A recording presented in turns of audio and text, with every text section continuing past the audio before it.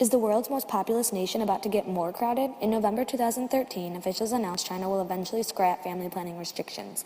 Days after the government announced it will allow millions of families to have 2 children. All right, wait a minute, let's rewind. What exactly are China's family planning restrictions?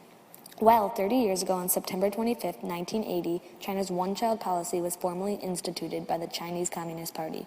It was created after Communist Chairman Mao launched a campaign to encourage families to have more children, resulting in birth rates of over 4 children per family. By 1980, birth rates dropped below 3 children per family, but Chinese leaders thought forcibly restricting population growth would lead to greater prosperity. Thus, the one-child policy came to be, restricting most Chinese families to 1 child. But in 1984, the policy relaxed. Rural families with only 1 girl were able to receive permits for a 2nd child. But this varied from province to province. What does the Chinese government say about it? Overall, the policy prevented 400 million births. However, some say this large amount of prevented births is leading to a demographic crisis. In other words, the 4-to-1 problem, meaning 1 child is often tasked with caring for 2 parents and 4 grandparents.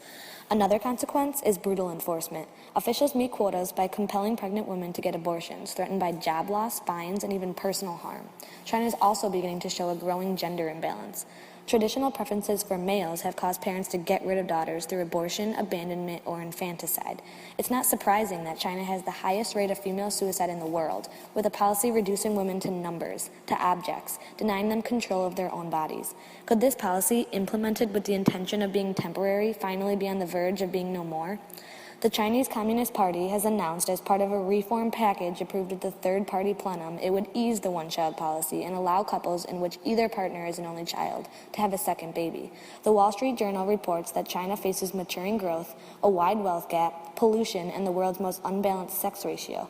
Thus, the policy was not changed out of desire to grant freedom, human flourishing, or a strong family structure. It was motivated purely by practicality. This change in policy is another attempt at population growth. Government tells certain parents they can have a certain amount of children. Is the policy change really much of a change at all?